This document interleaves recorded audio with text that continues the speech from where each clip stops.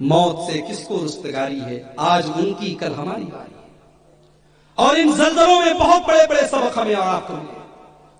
ایک سبق یہ ملا، ایک ویڈیو میرے پاس کسی نے بھیجا، 7-8 سال کی معصوم بچی 3 دن تک ملبے میں دبی تھی، 3 دن کے بعد جب زندہ صحیح سلامت نکالی گئی اور ہوش میں آتی ہے تو ہوش میں آنے کے بعد پہلا سوال کرتی ہے، کم من ایام ما صلیت فیہا، کتنے دن گزر گئے میں نے نماز نہیں پڑھی۔ 7-8 سال کی بچی کو فکر ہے کہ میری نماز کتنے ٹائم کی چھٹی ہے۔ ہم تو آرام سے اپنے گھر میں اپنے پریوار کے ساتھ بیٹھے ہیں، رات بھر جلسہ سنتے ہیں اور صبح فجر کی نماز میں سوئے رہتے ہیں، ہم اللہ کو کیا جواب دیں گے؟ نماز اذان ہوتی رہتی ہے، ہماری عورتیں میلے میں گھومتی رہتی ہیں، ہمارا نوجوان میلے میں گھومتا رہتا ہے، ہم اللہ کو کیا جواب دیں گے؟ اس 7 سال کی بچی نے ہمیں اور آپ کو یہ میسج دیا ہے کہ نماز چھوڑنے کا ہمارے پاس کوئی ایکسکیوز نہیں ہے، کوئی بہانہ نہیں ہے، ہم اللہ کے کوئی بہانہ نہیں کر سکتے۔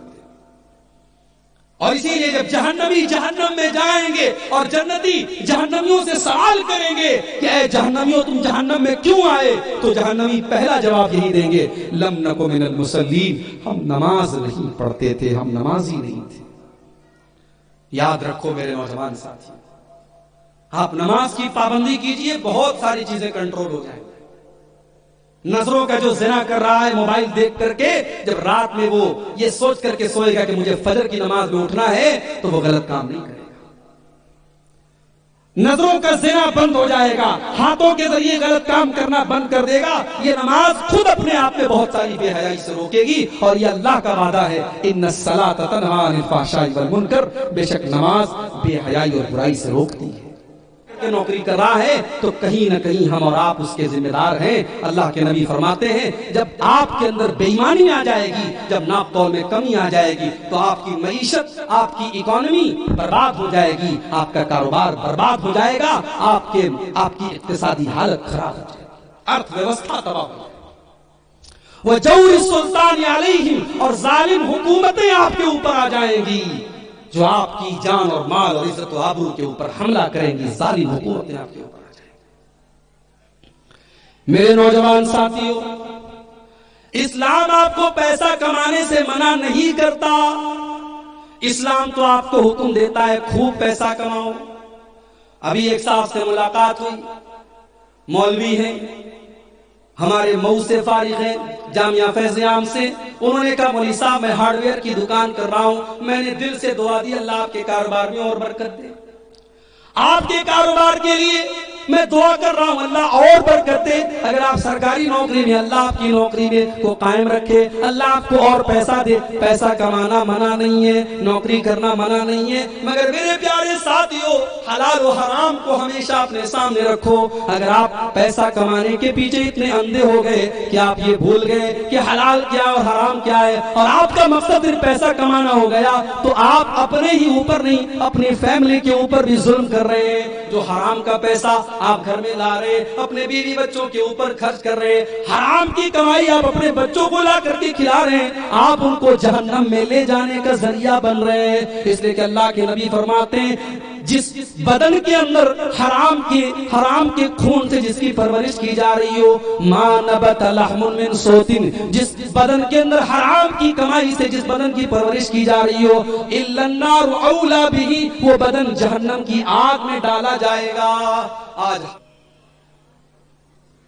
نحمده ونستعینه ونستغفره ونعوذ بالله من شرور أنفسنا ومن سيئات أعمالنا، من يهده الله فلا مضل له ومن يضلل فلا هادي له، وأشهد أن لا إله إلا الله وحده لا شريك له، وأشهد أن محمدًا عبده ورسوله، يا أيها الذين آمنوا اتقوا الله حق تقاته ولا تموتن إلا وأنتم مسلمون، يا أيها الناس اتقوا ربكم الذي خلقكم من نفس واحدة وخلق منها زوجها وبث منهما رجالا كثيرا ونساء واتقوا الله الذي تساءلون به والأرحام إن الله كان عليكم رقيبا يا أيها الذين آمنوا اتقوا الله وقولوا قولا سديدا يصلح لكم أعمالكم ويغفر لكم ذنوبكم ومن يطع الله ورسوله فقد فاز فوزا عظيما أما بعد فإن خير الحديث كتاب الله وخير الهدي هدي محمد صلى الله عليه وسلم وشر الأمور محدثاتها وكل محدثة بدعة وكل بدعة ضلالة وكل ضلالة في النار أعوذ بالله من الشيطان الرجيم بسم الله الرحمن الرحيم ألم تر كيف فعل ربك بعاد إرم ذات العماد التي لم يخلق مثلها في البلاد وثمود الذين جابوا الصخر بالواد وفرعون ذي الأوتاد الذين طغوا في البلاد فأكثروا فيها الفساد فصب عليهم ربك سوط عذاب إن ربك لبالمرصاد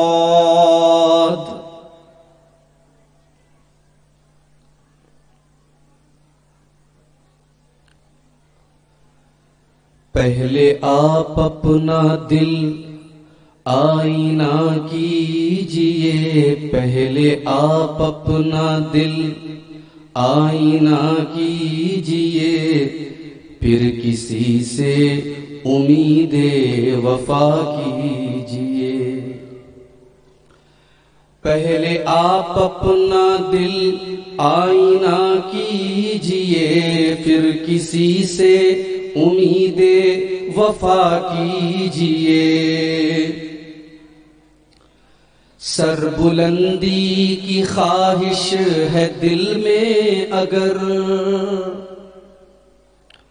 سر بلندی کی خواہش ہے دل میں اگر سر بلندی کی خواہش ہے دل میں اگر سر اٹھا کر نہ اتنا چلا کیجئے سر اٹھا کر نہ اتنا چلا کیجئے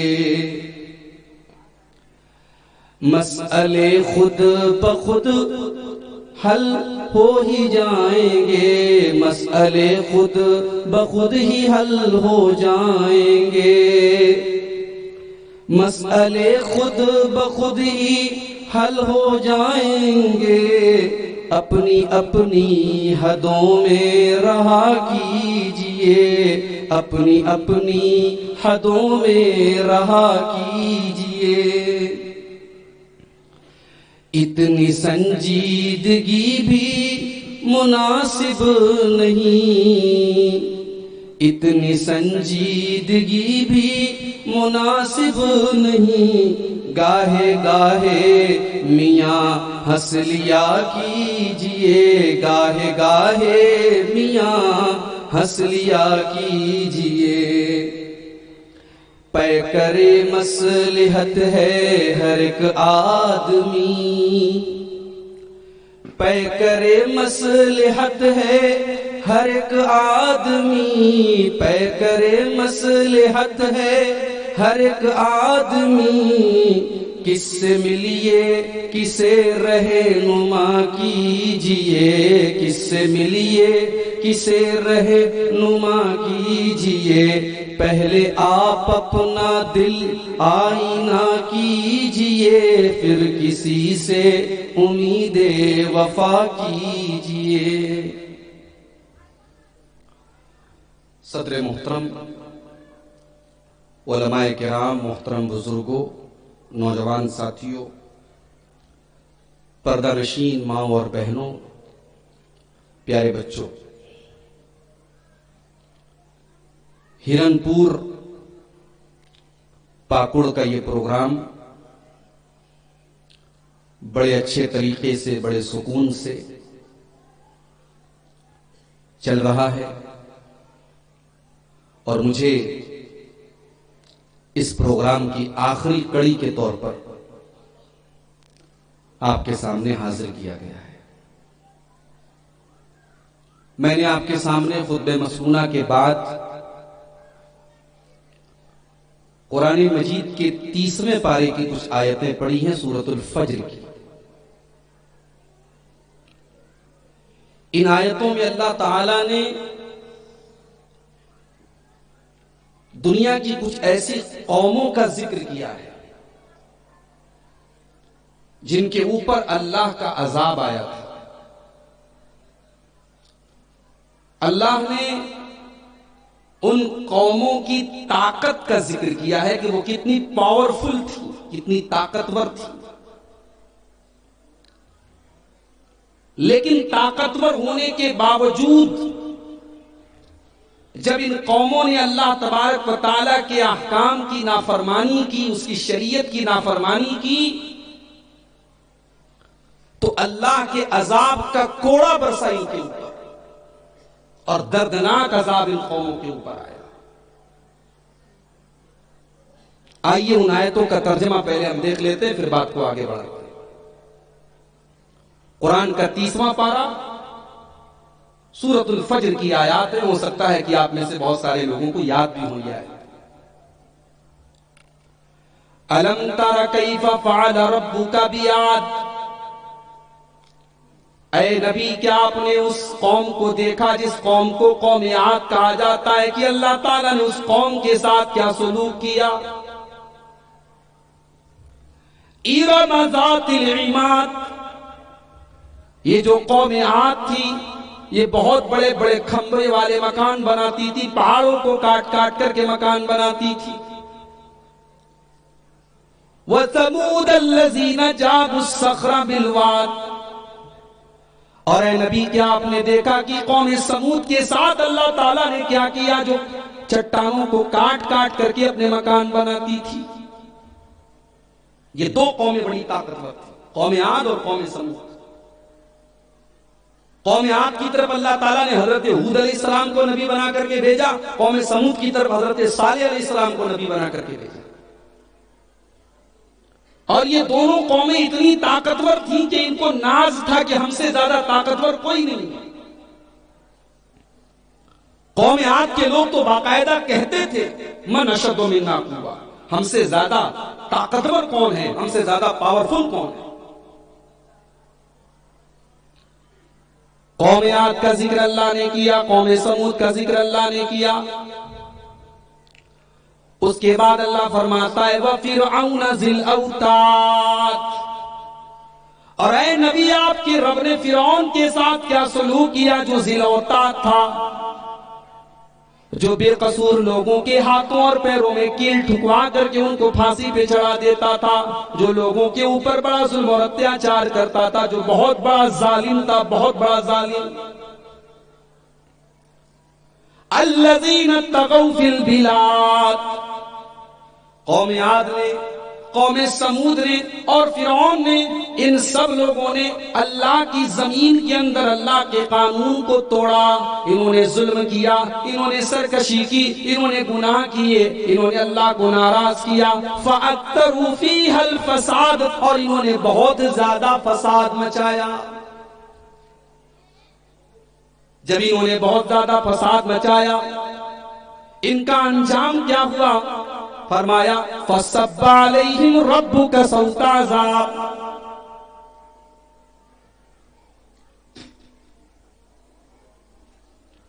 ان کے اوپر اللہ تعالیٰ نے اپنے عذاب کا کوڑا برسایا، عذاب کا کوڑا برسایا۔ اللہ نے یہ نہیں کہا ہم نے عذاب بھیجا، عذاب کا کوڑا برسایا اللہ نے۔ کیسے عذاب کا کوڑا برسایا اللہ نے؟ قوم عاد کو بڑی طاقت پہ ناز تھا اپنے، بڑا غرور ان کے سر کے اندر چھپا ہوا تھا، بڑا اہنکار اور گھمنڈ ان کے اندر تھا۔ اللہ نے قوم عاد کے اوپر آندھی کا عذاب بھیجا، بہت تیز ہواؤں کا عذاب بھیجا۔ اللہ نے فرمایا وَأَمَّا عَادٌ فَأُهْلِكُوا بِرِيحٍ صَرْصَرٍ عَاتِيَةٍ سَخَّرَهَا عَلَيْهِمْ 7 لَيَالٍ و8 أَيَّامٍ حُسُومًا۔ ہم نے قوم عاد کے اوپر ہواؤں کے ذریعے اپنا عذاب بھیجا، اور یہ ہوائیں 7 رات اور 8 دن تک لگاتار چلتی رہیں۔ 7 دن اور 8 راتوں تک یہ اللہ کا عذاب ان کے اوپر آتا رہا، ہوائیں چلتی رہیں، اور ہوا کے ذریعے ان کو اللہ تعالیٰ نے ایسا عذاب ان کے اوپر بھیجا کہ ان کے سر ان کے دھڑ سے الگ ہو گئے، اور ان کی لاشیں زمین کے اوپر پڑی تھیں۔ اور کس طریقے سے ان کی لاشیں پڑی تھیں؟ اللہ فرماتا ہے كَأَنَّهُمْ أَعْجَازُ نَخْلٍ خَاوِيَةٍ، جیسے کھجور کے سڑے ہوئے تنے ہوں، جیسے کھجور کا پیڑ سڑ جائے اور زمین کے اوپر پڑا ہو، اس طریقے سے ان کی ڈیڈ باڈی، ان کی لاشیں زمین کے اوپر پڑی تھیں۔ فَهَلْ تَرَى لَهُم مِّن بَاقِيَةٍ، اور آج قوم عاد کا کوئی ایک انسان بھی دنیا میں نہیں بچا، جن کو اپنی طاقت پہ ناز تھا، جو اللہ کا مذاق اڑاتے تھے، جو اپنے نبی کا مذاق اڑاتے تھے، آج ہم نے ان کو سپہ ہستی سے مٹا دیا۔ فَهَلْ تَرَى لَهُم مِّن بَاقِيَةٍ، اور ایک انسان بھی قوم عاد کا نہیں بچا۔ دوسری طرف قوم سمود کو دیکھو، اللہ تعالیٰ نے حضرت صالح علیہ السلام کو نبی بنا کر کے بھیجا۔ ان کی قوم کے لوگوں نے کہا کہ ہم آپ کو اللہ کا نبی کیسے مان لیں، آپ کوئی نشانی لے کر کے آئیے۔ اللہ نے ایک چٹان کے اندر سے ایک اونٹنی کو پیدا کیا، ایک اونٹنی چٹان کے اندر سے نکلی۔ اللہ تعالیٰ نے اس اونٹنی کو ان کے نشانی بنا دیا۔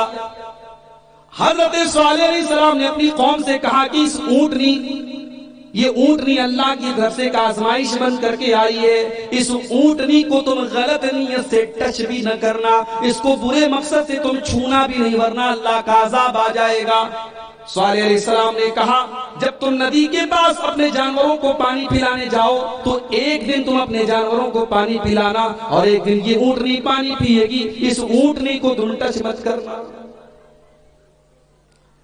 لیکن جب کسی قوم کے اندر برائی کرنے والے بے لگام ہو جائیں اور قوم کے لوگ سائلنٹ ہو جائیں، تب اللہ کا عذاب آ کر کے رہتا ہے۔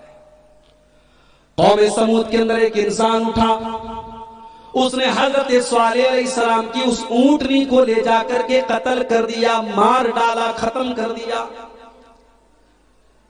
اونٹنی کو قتل کرنے والا ایک انسان تھا، مگر قرآن کیا کہتا ہے؟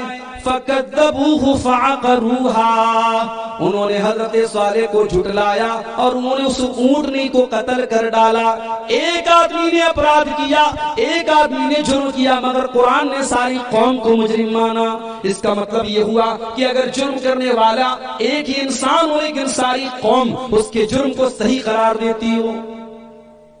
مثال کے طور پر ابھی راجستھان کے 2 لڑکوں کو پکڑ کر کے، مسلمان لڑکوں کو کچھ لوگ لے کر کے گئے، اور 2 دن کے بعد ان کی جلی ہوئی لاش برآمد ہوئی۔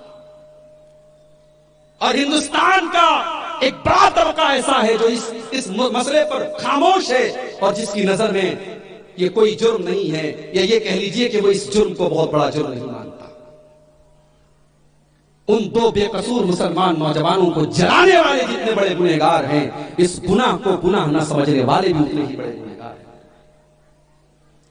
فَكَذَّبُوهُ فَعَقَرُوهَا، صالح علیہ السلام کی قوم کے ایک آدمی نے اونٹنی کو قتل کیا تھا، مگر قرآن کہتا ہے ساری قوم کے لوگوں نے اونٹنی کو قتل کیا۔ اور جب ان کے اوپر اللہ کا عذاب آیا، قرآن کہتا ہے وَأَمَّا ثَمُودُ فَأُهْلِكُوا بِالطَّاغِيَةِ، قوم سمود کے اوپر طوفان کے ذریعے اللہ کا عذاب آیا، بہت زوردار آسمان سے آواز آئی جس سے ان کے کانوں کے پردے پھٹ گئے، ان کو ہارٹ اٹیک آ گیا، ان کا دل، ان کا ہارٹ فیل ہو گیا، فوراً وہ آن دا اسپاٹ مر گئے۔ قوم عاد کا یہ انجام ہوا، قوم سمود کا یہ انجام۔ اور فرعون کا انجام کیا ہوا؟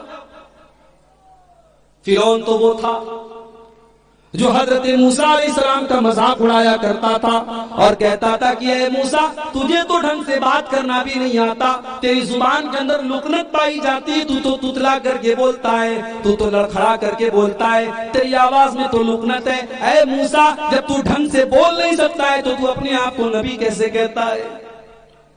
اچھا، اللہ کی قدرت ہے۔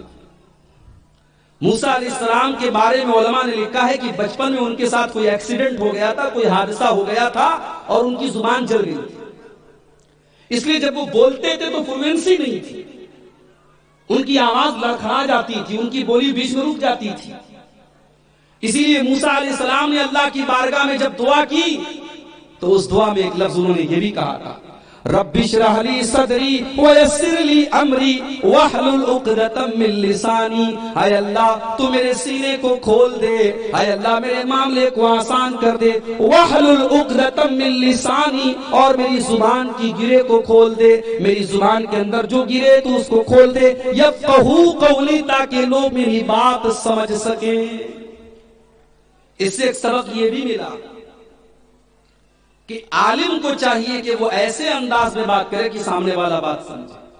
اگر عالم ایسے انداز میں بات کر رہا ہے، مقرر ایسے انداز میں بات کر رہا ہے، وہ خود ہی بول رہا ہے، خود ہی سمجھ رہا ہے، تو یہ کوئی کمال کی بات نہیں ہے۔ آپ کی زبان اور آپ کی لینگویج ایسی ہو جو سب کو سمجھ میں آئے۔ یہ موسیٰ علیہ السلام نے دعا کی تھی کہ اللہ میری زبان کی گرے کو کھول دے تاکہ لوگ میری بات کو سمجھیں۔ اور یہیں پر ایک نکتہ یہ بھی ملا کہ جب موسیٰ علیہ السلام کو بولنے میں تکلیف ہو رہی تھی، ان کی آواز بہت کلیئر نہیں نکل پا رہی تھی، تو اللہ نے اپنے اس نبی کو معجزہ بھی دیا۔ تو کیا دیا؟ اللہ نے کلیم بنا لیا حضرت موسیٰ کو اور کلام کیا ان کے ساتھ۔ جس نبی کی زبان میں لکنت پائی جا رہی ہے، اللہ نے اس نبی کو یہ مقام دیا، وَكَلَّمَ اللَّهُ مُوسَىٰ تَكْلِيمًا، اللہ نے موسیٰ کو کلیم اللہ بنا دیا اور اللہ نے موسیٰ سے کلام فرمایا۔ تو فرعون نے موسیٰ علیہ السلام کا مذاق اڑایا، کہا میں تجھے نبی نہیں مانتا۔ موسیٰ علیہ السلام نے کہا میں اللہ کا نبی ہوں، میں رب العالمین کا رسول ہوں۔ تو فرعون نے کہا کون ہے رب العالمین؟ آسمان میں رہتا ہے؟ اپنے درباریوں سے کہا کہ چلو ایک محل تیار کرو، ایک سیڑھی تیار کرو، ذرا میں بھی آسمان پر پہنچوں اور میں دیکھوں کہ موسیٰ کا رب کیسا ہے۔ فرعون نے موسیٰ علیہ السلام کا مذاق اڑایا، اللہ کا مذاق اڑایا۔ اتنا ہی نہیں، اس کو اس بات کے اوپر بھی ناز تھا کہ وہ مصر کا بادشاہ ہے اور مصر کے اندر ندیاں بہت ساری ہیں۔ اس نے کہا تھا هذه الانہار تجری من تحتی، اے موسیٰ یہ بڑی بڑی ندیاں میری حکومت میں بہ رہی ہیں، میرے محل کے نیچے بہ رہی ہیں، ان ندیوں کا مالک ہوں، ان نہروں کا مالک ہوں۔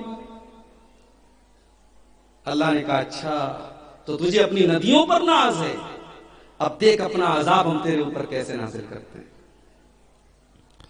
موسیٰ علیہ السلام کو اللہ نے حکم دیا کہ بنی اسرائیل کو لے کر کے نکل جاؤ راتوں رات۔ موسیٰ علیہ السلام بنی اسرائیل کو لے کر کے جانے لگے۔ فرعون کو پتا چلا کہ موسیٰ علیہ السلام شہر چھوڑ کر کے بھاگ رہے ہیں، اس نے لشکر کو تیار کیا اور حضرت موسیٰ کا پیچھا کرنے لگا۔ پیچھا کرتے کرتے جب دریائے نیل کے پاس یا دریائے قلزم کے پاس پہنچے، حضرت موسیٰ علیہ السلام اور ان کے ساتھی گھبرا گئے کہ سامنے تو پانی ہے اور پیچھے فرعون کا لشکر ہے اور دائیں بائیں کوئی راستہ نہیں ہے، ہم جائیں تو کہاں جائیں، ہم بھاگے تو کہاں بھاگے، ہمیں پناہ ملے تو کیسے ملے۔ موسیٰ علیہ السلام کے ساتھیوں نے کہا اِنَّا لَمُدْرَكُونَ، اے موسیٰ ہم تو گرفتار کر لیے جائیں گے، ہم تو پکڑ لیے جائیں گے، ہم تو اریسٹ ہو جائیں گے، ہمارے سامنے کوئی آپشن نہیں ہے، سامنے پانی ہے، پیچھے فرعون ہے، اے موسیٰ ہم کہاں جائیں گے۔ لیکن موسیٰ علیہ السلام کو اللہ کی ذات کے اوپر یقین تھا۔ قال کلا ان معی ربی سیہدین، حضرت موسیٰ نے کہا نہیں میرا رب میرے ساتھ ہے، میرا اللہ میرے ساتھ ہے، میرا اللہ ضرور کوئی نہ کوئی راستہ نکالے گا۔ او لوگو، آج ہندوستان کے حالات دیکھ کر کے اور خبروں کو دیکھ کر کے آپ کے دماغ میں بھی بہت سارے خیالات آتے ہوں گے. آپ کو بھی لگتا ہوگا پتہ نہیں آنے والے سالوں میں کیا ہوگا, پتہ نہیں آنے والے وقت میں کیا ہوگا. گھبرانے کی ضرورت نہیں ہے, پریشان ہونے کی ضرورت نہیں ہے. اگر آپ کا ایمان مضبوط ہے, اگر آپ کا عقیدہ مضبوط ہے, اگر آپ کی پیشانی ایک اللہ کے آگے جھک رہی ہے, اگر آپ توحید کے اوپر ہیں, اگر آپ ایمان کے اوپر ہیں, میرے پیارے ساتھیوں, اللہ نے موسیٰ علیہ السلام کو بچایا تھا, اللہ نے ہمارے نبی کو غار ثور میں بچایا تھا, اللہ ہماری بھی حفاظت کرے گا. شرط یہ کہ ہم سچے پکے توحید والے بن جائیں, مومن بن جائیں. اطمینان پیدا کرو, سکون پیدا کرو, گھبرانے سے کیا ہوگا. یہ جو ڈر ہے اپنے دل میں, یہ ڈر نکال دو. ڈرنا ہے تو اللہ سے ڈرو. وہ ذات ہے جس سے ڈرا جائے, وہ ذات ہے جس سے امید لگائی جائے. اگر آپ کا توکل مضبوط ہے, آپ کا ایمان مضبوط ہے, دنیا کی کوئی طاقت آپ کا کچھ نہیں بگاڑ سکتی.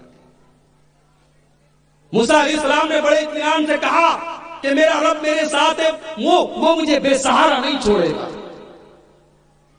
اللہ نے فرمایا اے موسیٰ اپنی لاٹھی کو ذرا پانی کے اوپر مارو. موسیٰ علیہ السلام نے پانی کے اوپر اپنی لاٹھی کو مارا. لاٹھی تو لاٹھی ہوتی ہے, اللہ نے اس لاٹھی کے اندر یہ کمال پیدا کر دیا. اس لاٹھی کو جیسے موسیٰ علیہ السلام نے پانی کے اوپر مارا, فانفلق فکان کل فرق کالطود العظیم, پانی دو ٹکڑے ہو گیا اور بیچ میں راستہ بن گیا, دریا کے بیچ میں راستہ بن گیا. اس کو کہتے میریکل, اس کو کہتے معجزہ. اللہ کے حکم سے پانی کے بیچ میں راستہ بنا. موسیٰ علیہ السلام اور ان کے ساتھی پانی کے راستے کو طے کر کے پانی کو پار کر گئے, دریا کو پار کر گئے. فرعون نے دیکھا کہ پانی کے بیچ میں راستہ بن گیا ہے. فرعون بھی اپنے لشکر کو لے کر کے پانی کے اندر چلا گیا, اس راستے کے اندر چلا گیا. جب موسیٰ علیہ السلام اس پار چلے گئے اور بنی اسرائیل اس پار چلے گئے, اللہ نے پانی کے دونوں پٹوں کو ملا دیا, پانی کے دونوں ٹکڑوں کو ملا دیا, پانی کے دونوں سروں کو ملا دیا, اور فرعون اور اس کے سارے ساتھی ڈوب گئے. اور جب فرعون ڈوبنے لگا تب اسے یاد آیا کہ موسیٰ صحیح تھی اور میں غلط تھا. اس نے کہا آمنت بالذی آمنت بہ بنو اسرائیل, میں اس اللہ کے اوپر ایمان لا رہا ہوں جس کے اوپر بنی اسرائیل ایمان رکھتے ہیں. میں موسیٰ کے رب کے اوپر ایمان لاتا ہوں, میں ہارون کے رب کے اوپر ایمان لاتا ہوں. اللہ نے فرمایا الآن وقد عصیت من قبل, اے فرعون تو ساری زندگی تو اللہ کا انکار کرتا رہا, موسیٰ علیہ السلام کا انکار کرتا رہا, اور آج جب تیرے مرنے کا ٹائم آیا, جب موت تیری آنکھوں کے سامنے آ گئی تو ایمان لانے کی بات کر رہا ہے. آج تیرا ایمان معتبر نہیں ہے. عذاب کو دیکھنے کے بعد اگر کوئی ایمان لاتا ہے, اس ایمان کی اللہ کے کوئی ویلیو نہیں.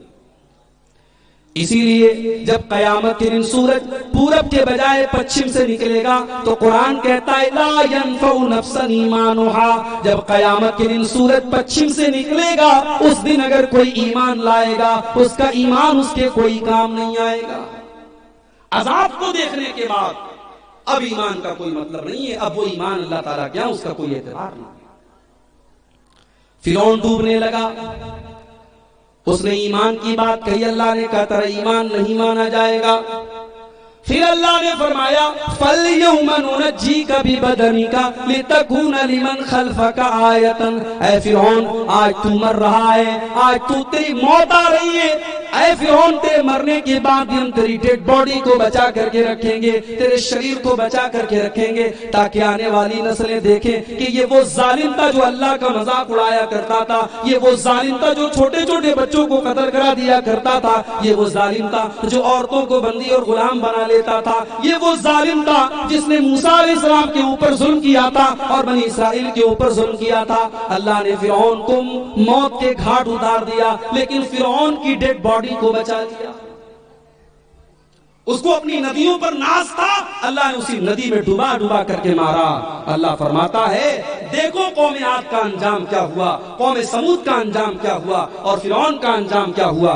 فصب علیہم ربک سوط عذاب، اللہ نے ان کے اوپر اپنے عذاب کا کوڑا برسایا۔ ان ربک لبالمرصاد، او لوگو تمہارا پروردگار نظر رکھے ہوئے ہے، تمہارا پروردگار نظر رکھے ہوئے۔ تم نے اگر وہی کام کیا جو قوم عاد نے کیا تھا، جو قوم سمود نے کیا تھا، جو فرعون نے کیا تھا، تو تمہارا بھی انجام بہت برا ہونے والا ہے۔ ہم نے اللہ کے عذاب کی مختلف شکلیں بھی دیکھی۔ ابھی زیادہ ٹائم تو نہیں گزرا، ہم نے کورونا وائرس جیسا وائرس دیکھا جو صدیوں میں پیدا ہوتا ہے، اور حال ہی میں ہم نے دیکھا ترکی اور سیریا کے اندر کتنا خطرناک بھوکمپ آیا، زلزلہ آیا، اور ہزاروں لوگ اس زلزلے کے اندر اللہ کو پیارے ہو گئے۔ میرے بھائیوں، یہ زلزلے یہ یوں ہی نہیں آتے، یہ زلزلے بھی اللہ کی طرف سے بہت بڑا پیغام بن کر کے، بہت بڑا میسج بن کر کے آتے ہیں۔ یہ کورونا وائرس یوں ہی نہیں آیا، یہ بیماریاں یوں ہی نہیں آ رہی ہیں، یہ بھی اللہ کی طرف سے ایک بہت بڑی وارننگ بن کر کے آتے ہیں۔ آئیے ایک حدیث آپ کو سناتا ہوں، اس میں کورونا کا بھی ذکر ہے، اس میں مہنگائی کا بھی ذکر ہے، اس میں ظالم حکومتوں کا بھی ذکر ہے، اور اس میں مسلمانوں کی آپس کی جنگوں کا بھی ذکر ہے۔ ابن ماجہ کتاب الفتن کی صحیح روایت ہے، عبداللہ بن عمر حدیث کے راوی ہیں، فرماتے ہیں کہ اللہ کے نبی صلی اللہ علیہ وسلم نے فرمایا یا معاشر المہاجرین خمس اذا ابتلیتم بہن، اے مہاجروں کی جماعت، اے میرے صحابہ کی جماعت، 5 ایسے گناہ ہیں، 5 ایسے کالے کرتوت ہیں، میں اللہ سے پناہ مانگتا ہوں کہ وہ 5 گناہ کبھی تمہارے اندر پیدا نہ ہو، لیکن وہ میری امت کے اندر پیدا ہو کر کے رہیں گے۔ نمبر 1، لم تزال الفاحشۃ فی قوم قط، جب کسی قوم کے اندر بے حیائی کھل کر کے ہونے لگے، جب کسی قوم کے اندر بے حیائی کھل کر کے ہونے لگے، حتی یعلنوا بہا، یہاں تک کہ لوگ کھلم کھلا غلط کام کرنے لگے، الا فشا فیہم الطاعون، اس قوم کے اندر طاعون کی بیماری پھیل جاتی ہے، والاوجاع التی، اور ایسی بیماریاں پھیل جاتی ہیں، لم تکن فی اسلافہم الذین مضوا، جو پہلے کے لوگوں میں نہیں گزری تھی۔ 70 سال پہلے، 50 سال پہلے لوگ بیمار ہوتے تھے مگر ایڈز نہیں ہوتا تھا، 100 سال پہلے لوگ بیمار ہوتے تھے مگر کینسر اتنا زیادہ نہیں ہوتا تھا جتنا آج ہو رہا ہے۔ میرے پیارے ساتھیوں، یہ بیماریاں کیوں آ رہی ہیں؟ کیونکہ آج معاشرے کے اندر اگر کوئی چیز سب سے زیادہ پھیلی ہے تو بے حیائی پھیلی ہے۔ 8-8 سال کے بچے اور 8-8 سال کی لڑکیاں، آج ان کو بھی پتا ہے وہ باتیں جو ان کی عمر کے آگے کی چیزیں ہیں۔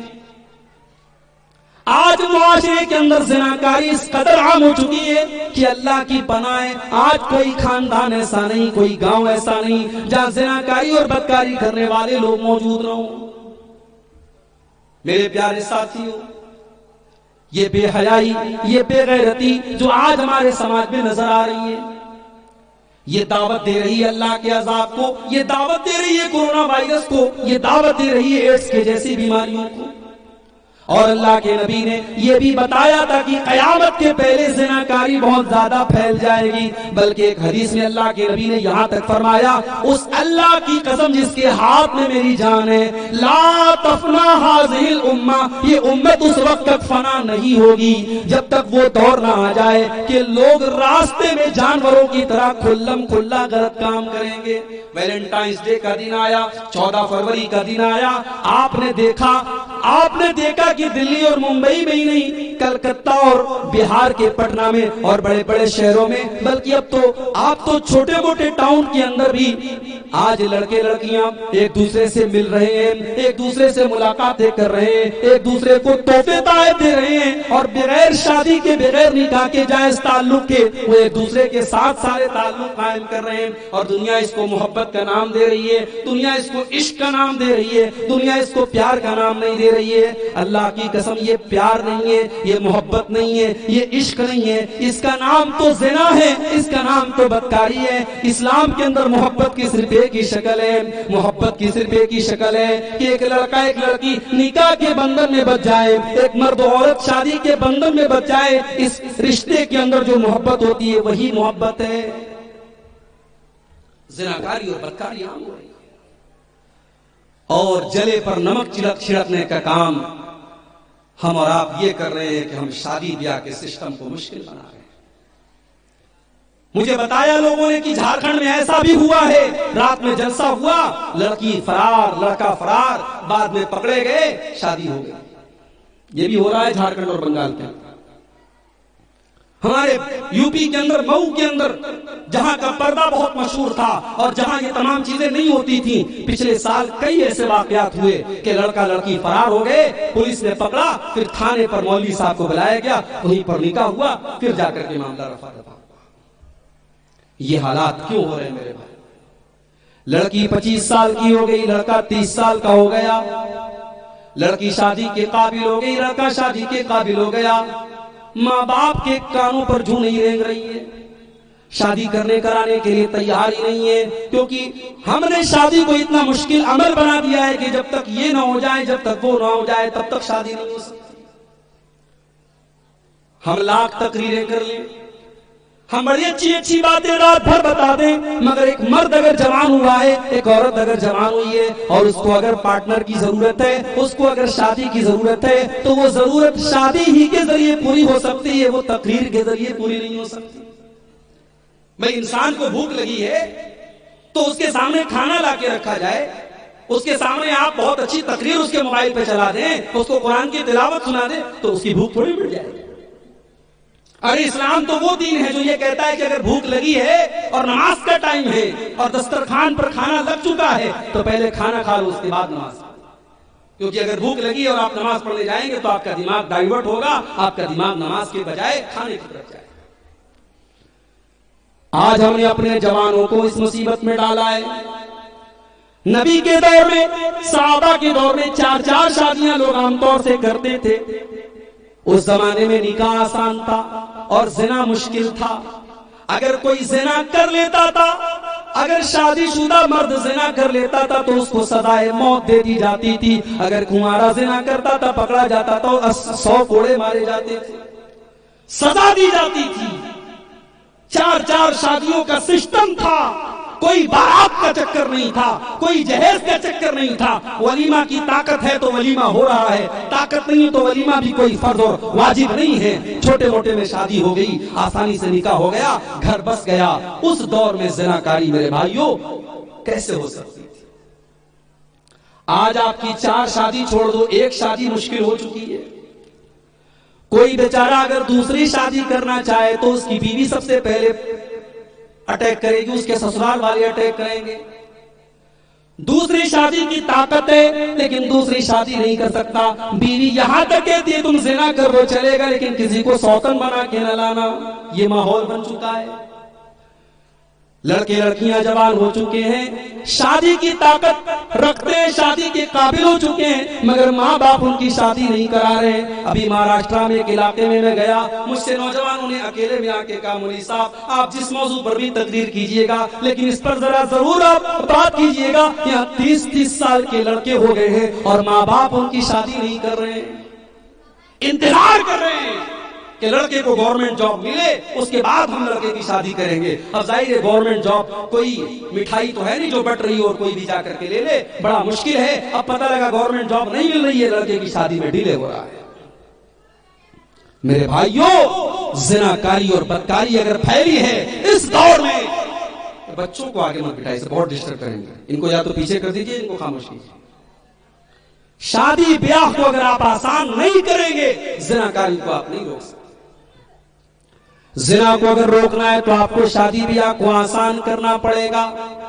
اللہ کے نبی فرماتے ہیں اذا خطب الیکم ممن ترضون دینہ وخلقہ فزوجوہ، جب تمہارے لڑکا یا لڑکی کے لیے کوئی اچھا رشتہ آ جائے، دیندار گھر کا رشتہ آ جائے تو تم جلدی سے نکاح کر دو. اگر تم ایسا نہیں کرو گے تکن فتنۃ فی الارض وفساد عریض، تو زمین کے اندر بہت زیادہ فتنہ پھیل جائے گا، فساد پھیل جائے گا. آج آپ دیکھیے شادی بیاہ میں ہمارے یہاں کیا کیا ہو رہا ہے. ناچ گانا بھی ہو رہا ہے، بڑے بڑے داڑھی والے اور ماتھے پر سجدے کا نشان رکھنے والے اور راتوں کو تہجد پڑھنے والے، ان کے گھر میں بھی جب شادی ہوتی ہے تو لڑکیاں رات میں ناچ گانا کر رہی ہیں، ہلدی کی رسم ہو رہی ہے، ہلدی کی رسم ہو رہی ہے. شادی کے پہلے باقاعدہ فنکشن ہو رہا ہے اور لڑکیوں کو ہلدی لگائی جا رہی ہے، اور اس کے بعد اس میں جتنی گھر کی لڑکیاں ہیں وہ سب پیلے کلر کا کپڑا پہنتے ہیں. جائیے گوگل پہ چیک کیجیے کہ ہلدی کی رسم کہاں سے آئی.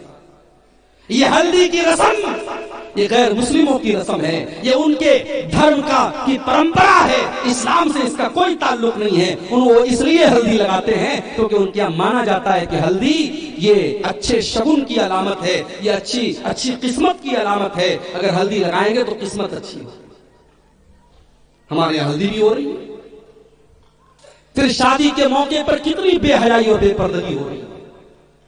لڑکیوں کے اندر، عورتوں کے اندر کھانا چل رہا ہے اور جوان لڑکے گھر کے خاندان کے محلے کے وہ عورتوں میں کھانا سرو کر کیوں کر رہے ہیں بھائی؟ کیوں کر رہے ہیں؟ آپ نے شادی کے موقع پر جیسے اتنا ارینجمنٹ کیا ہے، گھر خاندان کی کچھ عورتوں کو آپ تعینات کر دیجئے کہ وہ کھانا سرو کریں گی. عورتوں کے اندر عورتیں کھانا سرو کریں گی، مردوں کے اندر مرد کھانا سرو. ہم چاہیں تو بہت کچھ کر سکتے ہیں میرے بھائی، مگر ہم نے ان تمام چیزوں کو سماج کا حصہ بنا کر دیا ہے. مجھے کئی نوجوان ایسے میسج کرتے ہیں، کال کرتے ہیں، مولوی صاحب میں اپنے ماں باپ سے کہتا ہوں کہ میں بغیر جہیز کے شادی کروں گا. میرے ماں باپ کہتے ہیں ہم نے جہیز دیا ہے تو ہم لیں گے کیوں؟ دینا مجبوری ہو سکتی ہے، لینا مجبوری نہیں ہو سکتی میرے بھائی. آج کتنے نوجوان ایسے ہیں جو ان تمام رسموں سے نفرت کرتے ہیں، دور ہونا چاہتے ہیں، مگر وہاں ان کے ماں باپ ان کی راہ کے روڑے بن جاتے ہیں. سماج یوں ہی خراب نہیں ہوا ہے. سماج کے خراب ہونے کے پیچھے اگر یہ نوجوان ذمہ دار ہیں تو میری ماں اور بہنوں آپ بھی ذمہ دار ہیں، میرے بزرگوں آپ بھی ذمہ دار ہیں. نکاح کو آسان کرو. یہ وہ دور نہیں ہے جب قرآن پڑھ کر کے آپ کا بچہ زنا سے بچ جائے گا، عبدالغفار صاحب کی تقریریں سن کر کے وہ غلط کام سے بچ جائے گا. آج انٹرنیٹ ہے، موبائل ہے، لڑکیاں بے پردہ گھوم رہی ہیں.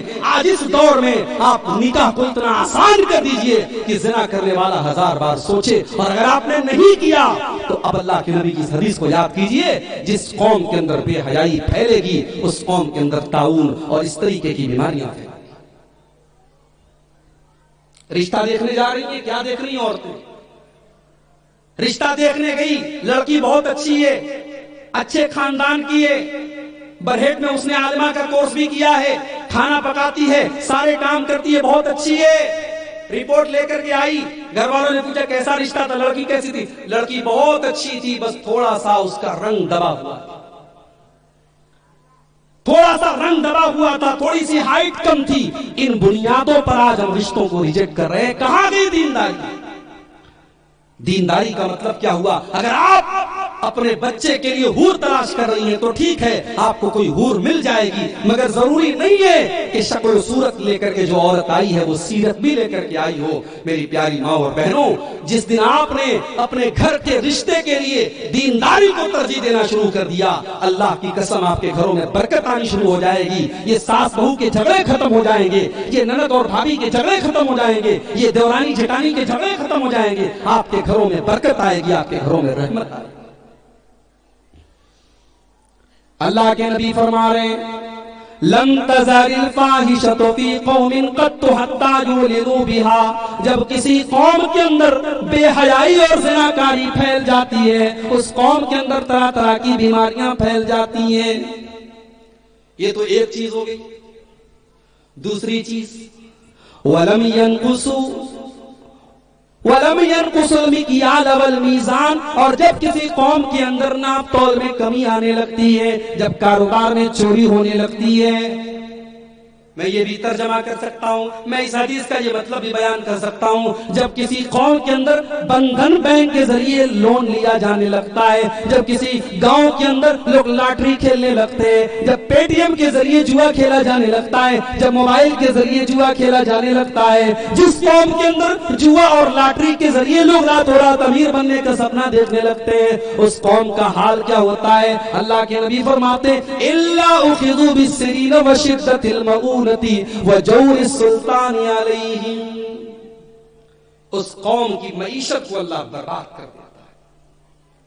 حکومتیں تو آتی جاتی رہیں گی میرے بھائی، کبھی جے ایم ایم کی حکومت آئی، کبھی بی جے پی کی آ گئی، کبھی کانگریس کی آ جائے گی، حکومتوں کی اپنی پالیسی ہے، مگر کبھی آپ غور کیجئے جھارکھنڈ جیسا اسٹیٹ جہاں اللہ نے قدرتی خزانے دیے ہیں، آج اس علاقے میں اگر لوگ بے روزگار ہیں اور ہم اور آپ اگر آج روزی روٹی کے لیے پریشان ہیں، اور جھارکھنڈ کا آدمی جا کر کے مہاراشٹر میں نوکری کر رہا ہے اور گجرات میں جا کر کے نوکری کر رہا ہے، تو کہیں نہ کہیں ہم اور آپ اس کے ذمہ دار ہیں۔ اللہ کے نبی فرماتے ہیں جب آپ کے اندر بے ایمانی آ جائے گی، جب ناپ تول میں کمی آ جائے گی، تو آپ کی معیشت، آپ کی اکانومی برباد ہو جائے گی، آپ کا کاروبار برباد ہو جائے گا، آپ کی اقتصادی حالت خراب ہو جائے گی، ارتھ ویوستھا تباہ ہو جائے گی، وجور السلطان علیہم، اور ظالم حکومتیں آپ کے اوپر آ جائیں گی جو آپ کی جان اور مال اور عزت و آبرو کے اوپر حملہ کریں گی، ظالم حکومتیں آپ کے اوپر آ جائیں گی۔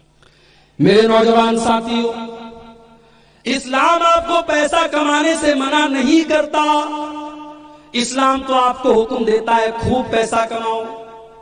ابھی ایک صاحب سے ملاقات ہوئی، مولوی ہیں، ہمارے مئو سے فارغ ہیں، جامعہ فیض عام سے، انہوں نے کہا مولوی صاحب میں ہارڈ ویئر کی دکان کر رہا ہوں، میں نے دل سے دعا دی اللہ آپ کے کاروبار میں اور برکت دے، آپ کے کاروبار کے لیے میں دعا کر رہا ہوں اللہ اور برکت دے، اگر آپ سرکاری نوکری میں اللہ آپ کی نوکری میں کو قائم رکھے، اللہ آپ کو اور پیسہ دے۔ پیسہ کمانا منع نہیں ہے، نوکری کرنا منع نہیں ہے، مگر میرے پیارے ساتھیوں حلال و حرام کو ہمیشہ اپنے سامنے رکھو۔ اگر آپ پیسہ کمانے کے پیچھے اتنے اندھے ہو گئے کہ آپ یہ بھول گئے کہ حلال کیا اور حرام کیا ہے، اور آپ کا مقصد صرف پیسہ کمانا ہو گیا، تو آپ اپنے ہی اوپر نہیں اپنی فیملی کے اوپر بھی ظلم کر رہے ہیں۔ جو حرام کا پیسہ آپ گھر میں لا رہے ہیں، اپنے بیوی بچوں کے اوپر خرچ کر رہے ہیں، حرام کی کمائی آپ اپنے بچوں کو لا کر کے کھلا رہے ہیں، آپ ان کو جہنم میں لے جانے کا ذریعہ بن رہے ہیں۔ اس لیے کہ اللہ کے نبی فرماتے ہیں جس بدن کے اندر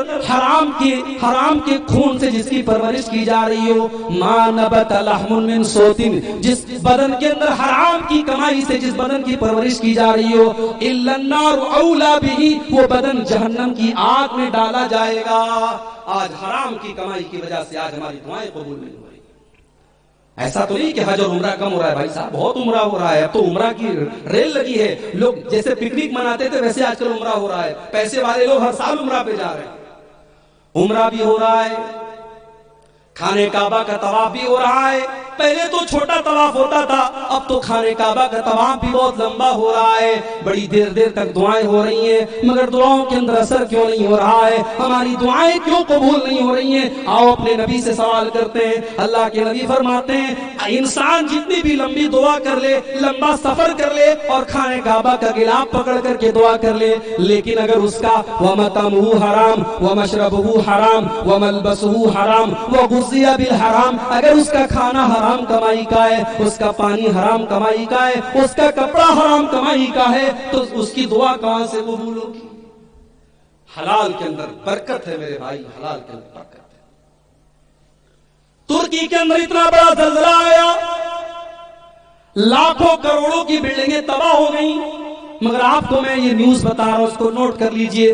ترکی کے اندر ایک بلڈر ہے جس کا نام رائدن ہے، مسلمان ہے وہ بلڈر، اس کی بنائی ہوئی کوئی بلڈنگ زلزلے میں تباہ نہیں ہوئی، اس کی بنائی ہوئی کوئی بلڈنگ زلزلے میں ختم نہیں ہوئی۔ پریس والوں نے پوچھا رائدن صاحب آپ نے کیسے بلڈنگ بنائی تھی؟ پورے شہر کی بلڈنگیں تباہ ہو گئی، آپ کی کوئی بلڈنگ تباہ نہیں ہوئی۔ اس نے کہا او لوگو، میں نے جتنی بلڈنگیں بنوائی ہیں مجھے پتا تھا کہ میرے ملک میں زلزلہ بھی آ سکتا ہے، میں نے بلڈنگ کو بنانے کے پہلے پلان کیا، میں نے میٹیریل اچھا لگایا، میں نے زلزلے سے بچنے کے لائق جو ٹیکنالوجی تھی میں نے سب استعمال کی، اور میں نے اپنی بلڈنگ میں اور اپنے میٹیریل میں ایک پیسہ بھی حرام کمائی کا استعمال نہیں کیا۔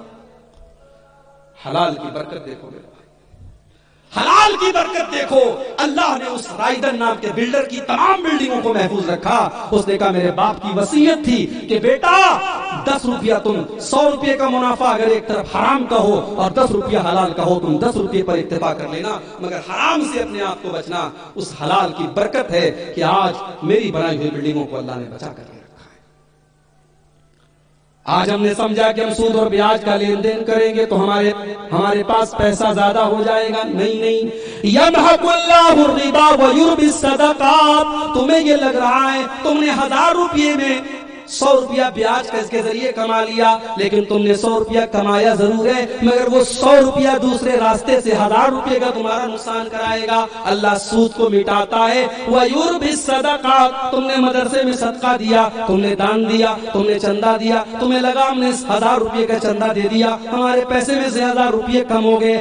ایسا لگ رہا ہے پیسہ کم ہو رہا ہے، لیکن اللہ صدقہ اور خیرات کے اندر برکت دیتا ہے، اللہ اس کو بڑھاتا ہے، اور سود اور بیاج کو اللہ مٹاتا ہے. میرے پیارے بھائیوں، اس لیے حلال کے پیچھے بھاگو، حرام کے پیچھے مت بھاگو. اور اللہ کی قسم جب آپ حلال کے پیچھے بھاگیں گے اللہ اتنا حلال آپ کو دے گا کہ آپ کو حرام کی ضرورت بھی نہیں پڑے گی. بڑی اچھی دعا اللہ کے پیارے نبی نے حضرت علی کو سکھائی تھی، ہو سکے تو اس دعا کو یاد کر لینا. اللہ کے نبی فرماتے ہیں اے علی اگر اس دعا کو تم پڑھ لو اور تمہارے اوپر اگر قرضہ ہوگا پہاڑ کے برابر بھی قرضہ ہوگا، اللہ قرضے کی ادائیگی کی کوئی صورت نکال دے گا. کیا دعا ہے؟ اللہم اکفنی بحلالک عن حرامک واغننی بفضلک عمن سواک. اے اللہ اتنا حلال دے دے کہ مجھے حرام کی ضرورت نہ پڑے. اے اللہ تو حلال کے ذریعے میرے لیے کافی ہو جا. اے اللہ مجھے حرام کی ضرورت نہ پڑے. وَأَغْنِنِي بِفَضْلِكَ عَمَّنْ سِوَاكَ. اور اے اللہ تو اپنے فضل و کرم سے مجھے دوسروں کا محتاج نہ بنانا. اے اللہ تو صرف اور صرف اپنا محتاج بنانا. بڑی پیاری دعا ہے. حلال کے ذریعے میرے بھائیوں اللہ آپ کو کافی کر دے گا. لیکن ہاں خودداری کو ہمیشہ قائم رکھنا، عزت نفس کا سودا مت کرنا، خودداری کا سودا مت کرنا، کسی کے سامنے ذلیل مت ہونا.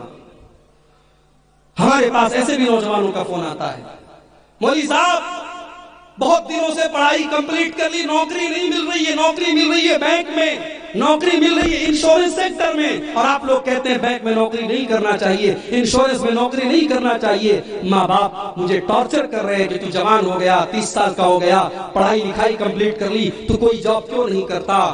ایسے نوجوانوں کا جب فون آتا ہے دل میں تکلیف ہوتی ہے میرے بھائی، مگر ظاہر ہے کہ آپ کی مجبوری سے حالات سے مسئلہ نہیں بدلے گا. میں یہی ان کو مسئلہ بتاتا ہوں کہ آپ تلاش کیجئے، آپ کوئی معمولی تنخواہ میں کام کیجئے، شروعات کیجئے. اگر آپ کے گھر سے پریشر بن رہا ہے لیکن آپ بینک میں جاب مت کیجئے، کوئی حرام نوکری مت کیجئے، حلال کام کیجئے، اللہ برکت دے گا. اور پھر ایسا بھی ہم نے دیکھا ہے کہ شروعات جس نے حلال کے ذریعے تھوڑی سی کی اللہ نے بعد اس کو بہت برکت دی.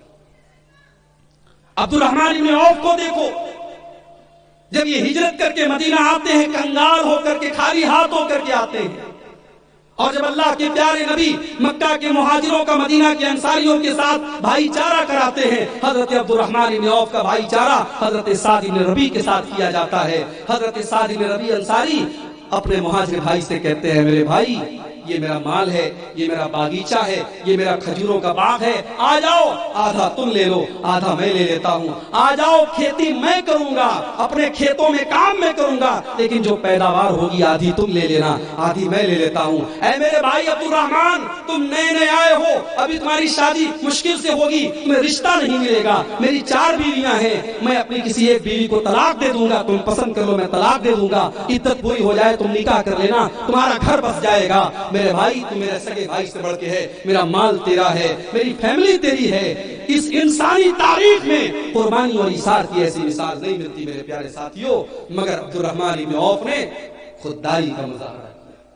خوددار تھے.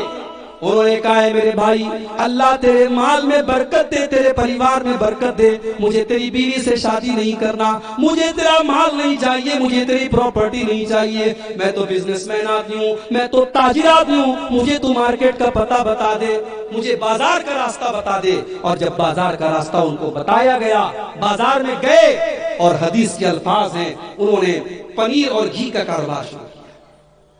पनीर और घी का कारोबार शुरू किया और कुछ ही दिनों में अल्लाह ने इतनी बरकत दी, उन्होंने शादी भी कर ली। और शादी करने के बाद एक दिन अल्लाह के नबी से मुलाकात हुई तो चेहरे पर कपड़े पर जर्दी का निशान लगा था। उस जमाने में औरतें खुशबू लगाती थी, जाफरानी रंग की खुशबू लगाती थी।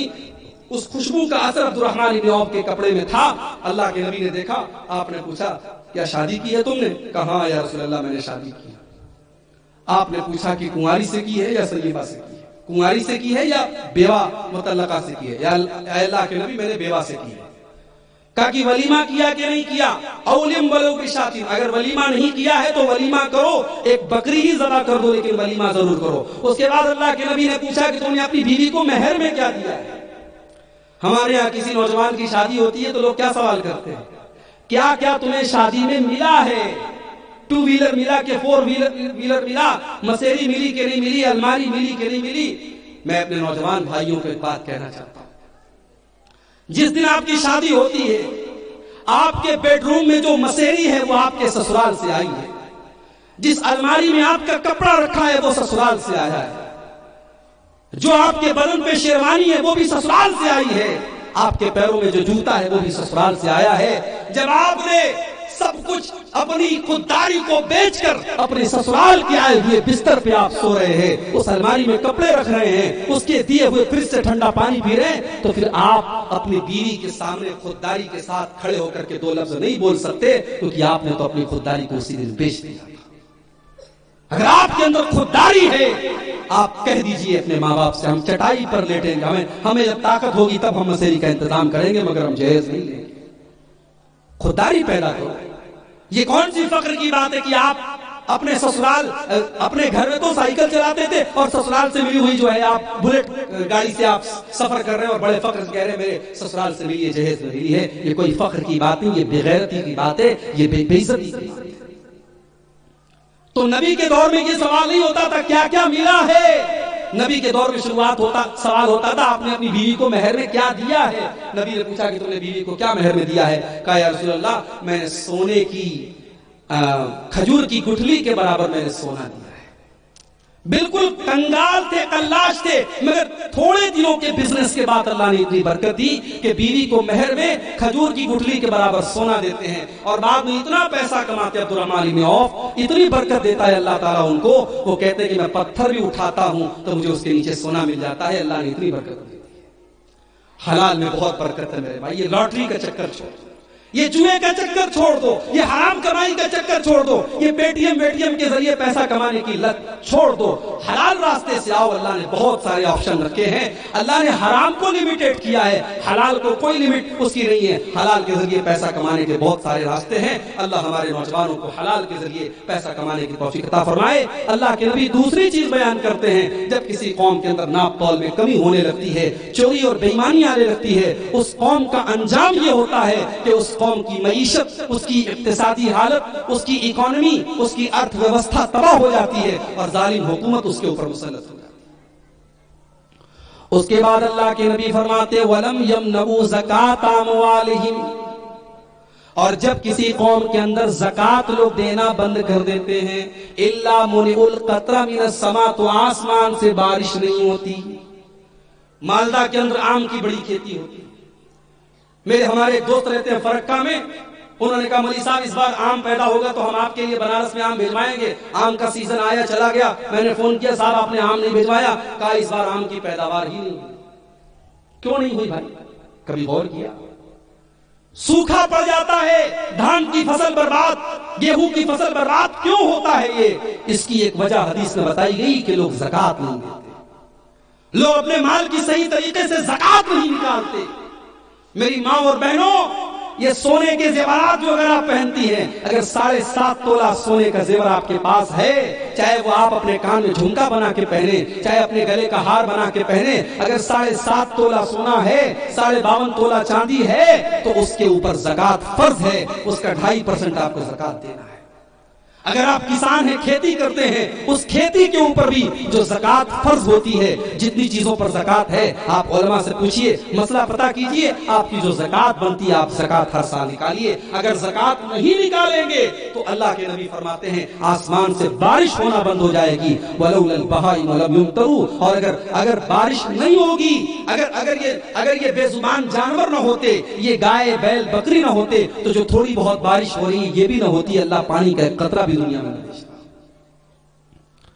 اس کے بعد اللہ کے نبی فرماتے ہیں وَمَا لَمْ يَنْقُضُوا عَهْدَ اللَّهِ وَعَهْدَ رَسُولِهِ، اور جب کوئی قوم اللہ تعالیٰ سے اور اس کے رسول سے وعدہ کرنے کے بعد وعدہ توڑ دیتی ہے، جب وہ اللہ اور اس کے رسول کا وعدہ توڑ دیتی ہے، اللہ سلط اللہ علیہم عدوا من غیرہم، اللہ تعالیٰ اس قوم کے اوپر اس کے دشمنوں کو مسلط کر دیتا ہے، اس کے ایسے دشمن بن جاتے ہیں جو اس کے مال کو چھین لیتے ہیں، اس کی طاقت کو چھین لیتے ہیں۔ آج یہ حالات بھی ہم دیکھیں، آج ہم مسلمانوں نے اللہ سے جو وعدہ ہم کرتے ہیں، 5 ٹائم کی نماز میں بار بار کرتے ہیں، ایاک نعبد و ایاک نستعین، اے اللہ ہم تیری ہی عبادت کرتے اور تجھ ہی سے مدد مانگتے ہیں، لیکن آپ کو ہو سکتا ہے کہ آپ کے جھارکھنڈ میں یہ چیز کم ملے، لیکن آپ پورے بھارت کا جا کر کے دورہ کریں، آپ کو کتنے شہر ایسے ملیں گے جہاں گلی گلی میں قبروں اور مزاروں پر سجدے کیے جا رہے ہیں، کتنے مسلمان ہیں جو اپنے پیروں کے سامنے جا کر کے سجدہ کر رہے ہیں، اور کتنے مسلمان ہیں جو مصیبت میں یا اللہ کہنے کے بجائے یا علی کہتے ہیں، یا نبی کہتے ہیں، یا خواجہ کہتے ہیں۔ آج کھلم کھلا شرک کر رہا ہے مسلمان، اور نماز میں کہتا ہے ایاک نعبد و ایاک نستعین، اے اللہ ہم تیری ہی عبادت کرتے ہیں تجھی سے مدد مانگتے ہیں۔ حالات یہ ہیں کہ مسلمان آج شرک کر رہا ہے، بدعات کر رہا ہے۔ نبی سے تو وعدہ یہ کیا تھا کہ نبی کے طریقے پر چلے گا، مگر کتنی بدعات و خرافات آج ہو رہی۔ ابھی 1 گھنٹہ پہلے میرے پاس ایک صاحب کا فون آیا تھا، مولوی صاحب میری بیوی آج روزہ تھی، کوئی ہزارہ روزہ ہوتا ہے وہ روزہ رکھی تھی، کیا یہ روزہ ثابت ہے؟ میں نے کہا بھائی صاحب کوئی اس طریقے کا کوئی روزہ ثابت نہیں۔ رجب کی 27 تاریخ کو بہت سارے لوگ روزہ رکھتے ہیں، اور اس روزے کو ہزاری روزہ یا ہزارہ روزہ بولتے ہیں، اور یہ مانا جاتا ہے کہ ایک روزے کا ثواب 1000 روزے کے برابر ملتا ہے، جبکہ ایسا کوئی روزہ اللہ کے نبی سے ثابت نہیں ہے۔ کتنی ایسی نمازیں پڑھی جاتی ہیں، کتنے ایسے کام کیے جاتے ہیں جس کا نبی سے کوئی ثبوت نہیں، صحابہ سے کوئی ثبوت نہیں، لیکن آج مسلمان کر رہا ہے، اللہ سے بھی وعدہ کر کے وعدہ توڑ رہا ہے، رسول سے بھی وعدہ کر کے وعدہ توڑ رہا ہے۔ نتیجہ یہ نکلا اللہ نے ایسے دشمن ہمارے پیچھے لگا دیے جو ہماری طاقت کو کم کر رہے ہیں، ہماری طاقت کو چھین رہے ہیں اور ہمیں اندر سے کھوکھلا کر رہے ہیں۔ اور 5ویں چیز وَمَا لَمْ تَحْكُمْ أَئِمَّتُهُمْ بِكِتَابِ اللَّهِ وَيَتَخَيَّرُوا مِمَّا أَنزَلَ اللَّهُ، اور جب کسی قوم کے ائمہ اور اس قوم کے امام اور اس قوم کے علماء اللہ کی کتاب کے کو چھوڑ کر کے اپنے منمانے فیصلے کرنے لگیں گے، قرآن و حدیث کے بجائے اپنی خواہشات کے مطابق فیصلہ کرنے لگیں گے، إِلَّا جَعَلَ اللَّهُ بَعْثَهُمْ بَيْنَهُمْ، اللہ تعالیٰ ان کو آپس میں لڑا دے گا، ان کو آپس میں ایک دوسرے کا دشمن بنا دے گا۔ گاؤں میں آج کل یہ بھی ہوتا ہے، ہمارے یہاں بہت سارے لوگوں کے درمیان فیصلہ کرنے کے لیے پنچ بنایا جاتا ہے۔ پنچ کا کام ہوتا ہے صحیح فیصلہ کرنا، قرآن و حدیث کے مطابق فیصلہ کرنا، مگر پنچ کیا کرتا ہے؟ جا کر کے جدھر کی پارٹی سے اس کو بینیفٹ ہو رہا ہے، فائدہ ہو رہا ہے، اس کے مطابق وہ فیصلہ کرتا ہے۔ کتنے علماء ہیں، کتنے مفتی ہیں، فتویٰ پوچھا جا رہا ہے، ان کو معلوم ہے کہ قرآن کا یہ فتویٰ ہے، حدیث کا یہ فتویٰ ہے، مگر وہ فتویٰ اپنے من مرضی کا دیتے ہیں، اپنی خواہشات کے مطابق دیتے ہیں۔ اللہ کے نبی فرماتے ہیں جب یہ حالات پیدا ہو جائیں تب سمجھ جاؤ اس قوم کو اللہ تعالیٰ آپس میں لڑا دے گا۔ اور آج یہ قوم آپس میں لڑ رہی ہے، کہیں ذات اور برادری کے نام پہ لڑ رہی ہے۔ بہار کے ایک علاقے میں انصاری اور شیخ دونوں کا الگ الگ گاؤں ہے، اور گاؤں کا جو راستہ ہے، راستے کے بیچ میں دیوار کھڑی ہے، یہ انصاریوں کا راستہ ہے، یہ شیخ کا راستہ ہے، شیخ کے راستے سے انصاری نہیں جائے گا، انصاری کے راستے سے شیخ نہیں جائے گا۔ ہم بھارت میں کیا اسلام کی تبلیغ کریں گے؟ ہم اپنے غیر مسلم بھائیوں کو کیا جات پات کے بارے میں بتائیں گے؟ اس سے بڑھ کر کے جات پات تو ہمارے یہاں ہے. اس صاحب ہمیں اپنی برادری کے اوپر ناز ہے. ہم انصاری ہیں تو ہم شیخ سے بہتر ہیں، ہم شیخ ہیں تو ہم انصاری سے بہتر ہیں. یہ سوچ ہے ہماری، یہ مینٹلٹی ہماری ہے. تو ہم اسلام کی کیا تبلیغ کریں گے میرے پیارے ساتھی؟ اور مسلک کے نام پر تو اتنی نفرت ہے. ایک مسلک کے مسجد میں دوسرے مسلک کا مسلمان نماز پڑھنے کے لیے چلا گیا، اس کو پکڑ کے مارا گیا اور مسجد دھلوائی گئی، اور آئندہ یہ وعدہ لیا گیا کہ تم آئندہ ہماری مسجد میں نہیں آؤ. گجرات کے احمد آباد شہر میں ایک مسجد کے باہر بورڈ لگا ہے، یہ مسجد فلاں فلاں مسلک کی ہے، اس میں فلاں مسلک کے لوگ نہ آئیں، اگر آئیں گے تو بڑی سخت کارروائی کی جائے گی. یہ حالات ہے میرے پیارے ساتھی. اللہ کے نبی نے تو یہ سبق دیا تھا، حق المسلم علی المسلم ست، مسلمان کا مسلمان کے اوپر 6 حق ہے. اذا لقیتہ فسلم علیہ، جب تم اپنے مسلمان بھائی سے ملاقات کرو تو اس کو سلام کرو. پہلا کام سلام کرو. میں انصاری ہوں، کوئی شیخ مل رہا ہے لیکن ہمارا مسلمان بھائی ہے، تب بھی سلام کرنا. میں اردو جانتا ہوں، بنگال میں آیا بنگلہ بولنے والا جو بنگلہ میں بات کرتا ہے کیمون آچین کوتھائے جابین، جو بنگلہ بول رہا ہے اس سے بھی میں سلام کر کے اس سے بات کروں گا. سلام میری گریٹنگ سلام ہے، میری پہچان سلام ہے. میں اس سے یہ نہیں پوچھوں گا بھائی تو بنگلہ جانتا ہے، میں تو اردو بولنے والا ہوں، میں تجھے سلام نہیں کروں گا. سلام کرنا ہے، آپ مسلمان بھائی سلام کرنا ہے. آپ انڈیا کے ہیں، افریقہ چلے گئے، کالا ہے، رنگ الگ ہے آپ سے، اس کی شکل الگ ہے، مگر مسلمان ملا ہے، السلام علیکم کہہ کر کے سلام کریں گے. یہ پہلا حق ہے مسلمان کا. مسلمان وَإِذَا دَعَاكَ فَأَجِبْهُ، اور جب بھی آپ کا مسلمان بھائی دعوت دے آپ دعوت قبول کریں. شرط یہ ہے کہ دعوت صحیح ہو، عقیقہ کی دعوت ہو، ولیمہ کی دعوت ہو، کوئی اچھی چیز کی دعوت ہو. اگر ناجائز چیز کی دعوت ہے، ایک ساتھ سوال کرنے لگے برتھ ڈے پارٹی میں دعوت ملے تو کیا کریں؟ سوال آتا ہے بھائی، برتھ ڈے ہو رہا ہے، اینیورسری منائی جا رہی ہے، شادی کی سالگرہ منائی جا رہی ہے، مولوی صاحب دعوت ملی ہے، کیا کروں؟ پہلے تو میں سالگرہ منانے والوں سے کہوں گا کہ بھائی صاحب، شوہر وہ نہیں ہے جو سال میں ایک دن اپنی بیوی کو گفٹ دے. شوہر تو وہ ہے جو روزانہ اپنی بیوی کو گفٹ دے. جو اسلام کا ماننے والا ہے اس کا ہر دن سالگرہ ہے، اس کا ہر دن اینیورسری ہے. وہ اپنی بیوی کو کیک کھلانے کے لیے شادی کے دن کا انتظار نہیں کرتا ہے. بیوی کا جب جی چاہا، شوہر کا جب جی چاہا، کیک کھا لیا، کیک کھلا دیا. یہ ڈھکوسلے، یہ ڈے منانے والے ڈھکوسلے اسلام میں نہیں ہے. یہ برتھ ڈے، یہ اینیورسری ڈے، یہ فادر ڈے، یہ مدر ڈے، یہ اسلام کے کلچر نہیں ہے میرے بھائی. اسلام کا کلچر تو یہ ہے کہ ماں کا روزانہ احترام کرو، باپ کا روزانہ احترام. دعوت دے آپ کا مسلمان بھائی، اور دعوت اگر صحیح چیز کی دے رہا ہے آپ دعوت قبول کیجیے. اور تیسرا حق یہ ہے، اللہ کے نبی فرماتے وَإِذَا اسْتَنصَحَكَ فَانصَحْ لَهُ، اگر آپ کا مسلمان بھائی آپ سے مشورہ مانگے تو صحیح مشورہ دو. رشتہ کر رہا ہے وہ آپ کے گاؤں میں، مجراڈی کا کوئی آدمی ہے، ہرنپور میں آیا، رشتہ کر رہا ہے، آپ کے پڑوسی کے گھر میں رشتہ لگا رہا ہے. آپ سے پوچھا بھائی صاحب اس گھر میں رشتہ کرنا چاہتا ہوں، کیسے لوگ ہیں؟ اب آپ سوچ رہے یار اگر میں نے غلط بول دیا، ہمارے پڑوسی ہیں، بات خراب ہو جائے گی. حالانکہ آپ کو پتا ہے غلط لوگ ہیں. اگر اس نے آپ سے رائے مانگی ہے تو آپ خیرخواہی کا تقاضا یہ ہے کہ اس کو ایکوریٹ بات بتائیں، اس کو صحیح بات بتائیں.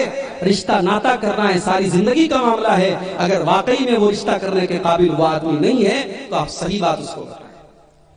اور اگر وہ کسی ایسی جگہ رشتہ کر رہا ہے جو آپ کا دشمن ہے لیکن آدمی صحیح ہے، تو آپ سے اگر وہ رائے مانگ رہا ہے تو آپ یہ مت کہیے کہ صاحب میرا دشمن ہے اس لیے تم رشتہ مت کرو. اگر آدمی صحیح ہے تو آپ خیرخواہی کا تقاضا، جو آپ سے رائے مانگ رہا ہے، آپ کو دیکھو بھائی میرا اس سے اختلاف ہے، میرا اس سے 36 کا آنکڑا ہے، لیکن آدمی صحیح ہے، تم شادی کر سکتے.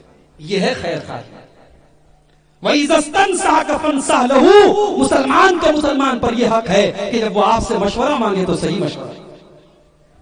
اور چوتھا حق وَإِذَا عَطِسَ فَحَمِدَ فَشَمِّتُ، آپ کا مسلمان بھائی اگر چھینک رہا ہے اور الحمدللہ کہہ رہا ہے تو آپ جواب میں یرحمک اللہ کہیے. اور پانچواں حق وَإِذَا مَرِضَ فَعُودُوا، جب مسلمان بھائی آپ کا بیمار پڑ جائے تو آپ اس کی عیادت کیجئے، اس کی خبرگیری کیجئے. اور چھٹا حق وَإِذَا مَاتَ فَاتَّبِعُوهُ، جب مسلمان کا انتقال ہو جائے تو جنازے میں شامل ہوئیے. یہ حق بتایا گیا، مگر بنارس کے قریب ایک شہر میں یہ حالات ہوئے، ایک مسلمان کا انتقال ہوا اور جنازے کی نماز پڑھانے والا دوسرے مسلک کا مسلمان تھا، تو فتویٰ آ گیا کہ صاحب جتنے لوگوں نے نماز پڑھی ہے سب کا نکاح ٹوٹ گیا، سب اسلام سے خارج ہو گئے، سب کو دوبارہ کلمہ پڑھوایا گیا اور سب کا دوبارہ نکاح کروایا گیا۔ یہ حالات ہیں میرے پیارے ساتھی۔ یہ نفرت لے کر کے کہاں جائیں گے؟ جس قوم کے اندر بے ایمانی ہوگی، ناانصافی ہوگی اور قرآن و حدیث کو چھوڑ کر کے فیصلہ کیا جائے گا، اس قوم کو اللہ تعالیٰ آپس میں لڑا دے گا۔ یہ نبی نے پیشگوئی کی تھی۔ اور ایک بات آپ کو اور بتاؤں، اللہ کے نبی نے اللہ تعالیٰ سے 3 دعائیں کی تھی۔ 3 دعا میں سے 2 دعا اللہ تعالیٰ نے قبول کر لی، 1 دعا اللہ نے قبول نہیں کی۔ لوگ کہتے ہیں کہ اللہ کے پیارے نبی مختار کل ہیں، ہر چیز کا پاور ہے آپ کے پاس، اللہ کے نبی مختار کل نہیں ہے۔ یہ جھوٹ ہے دنیا کا سب سے بڑا۔ اگر مختار کل کوئی ذات ہے تو اللہ کی ہے، اگر علی کل شیء قدیر کوئی ذات ہے تو اللہ کی ہے۔ اور میرا نبی اللہ کے فیصلے کے آگے مجبور ہے، میرے نبی بھی اللہ کے فیصلے کے آگے کچھ نہیں کر سکتے۔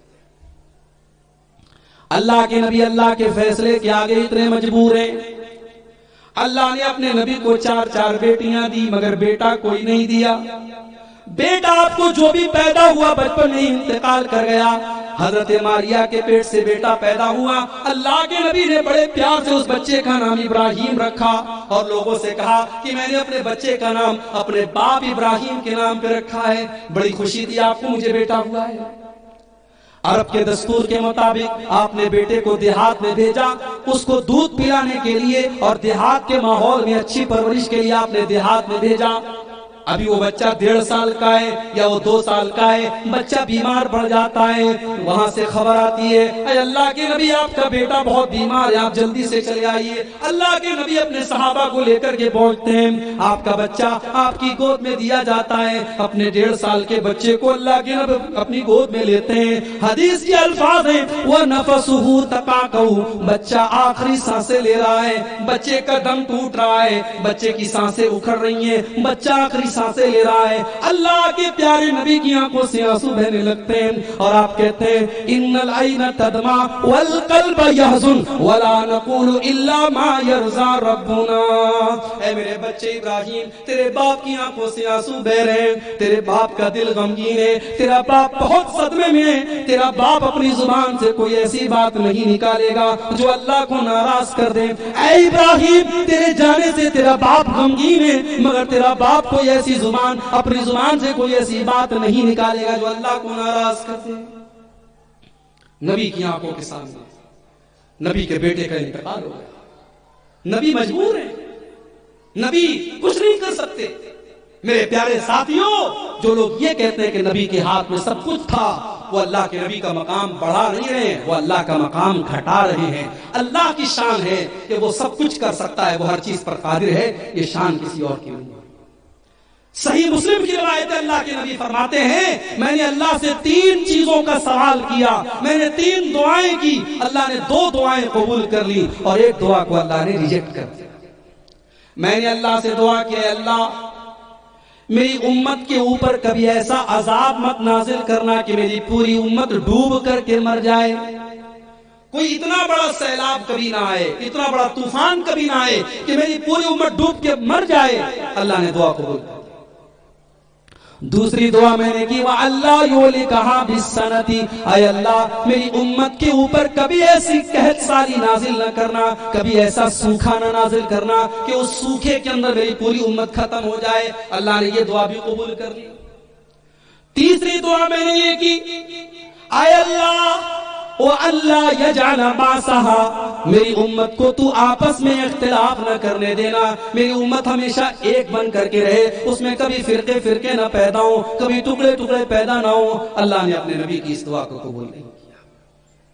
آج امت بٹ رہی ہے، اور بٹ کیوں رہی ہے؟ وجہ بتا دی اللہ کے نبی نے کہ امت کے جو عالم ہیں، جو ائمہ ہیں، جو لیڈر ہیں، وہ صحیح فیصلہ نہیں کریں گے، وہ اپنی منمانی فیصلہ کریں گے۔ اور سن لو، اگر آپ کو اپنے گاؤں کا پنچ بنایا گیا ہے اور لوگ آپ کے پاس آ کر کے اپنے معاملات کے فیصلے کراتے ہیں تو یہ بہت بڑی ذمہ داری آپ کے کندھوں پر ہے۔ آپ اس ذمہ داری کا صحیح استعمال کیجئے، کبھی کسی کے ساتھ نہ انصافی نہ کیجئے۔ اللہ کے نبی کے دور میں ایک عورت چوری کرتی ہے، عورت بہت بڑے خاندان کی، بنو مخزوم کی عورت ہے. اس کے خاندان کے لوگ نہیں چاہتے کہ ہمارے خاندان کی ناک کٹے اور ہمارے خاندان کی عورت کا ہاتھ کاٹا جائے چوری کی سزا میں. لیکن ہمت نہیں پڑ رہی ہے کہ اللہ کے نبی سے ہم کیسے اپنی بات رکھیں. وہ جانتے تھے کہ اللہ کے نبی کے بڑے لاڈلے اور بڑے پیارے اور بڑے محبوب حضرت اسامہ بن زید تھے، حضرت زید کے بیٹے تھے جو اللہ کے نبی کے بڑے لاڈلے تھے. لوگ حضرت اسامہ کے پاس آتے ہیں، اسامہ آپ اللہ کے نبی کے بڑے چہتے ہیں، بڑے لاڈلے، بڑی محبت کرتے ہیں اللہ کے نبی آپ سے. اے اسامہ ہمارے خاندان کی ناک کٹ جائے گی، آپ تھوڑا سا اللہ کے نبی سے سفارش کر دیجئے، کچھ پیسہ دے دیا جائے، جرمانہ لگا دیا جائے، پینالٹی لگا دی جائے، تاوان دے دیا جائے، مگر ہمارے خاندان کی عورت کا ہاتھ نہ کاٹا جائے. بخاری کے الفاظ ہیں، حضرت اسامہ اللہ کے نبی کے پاس آتے ہیں.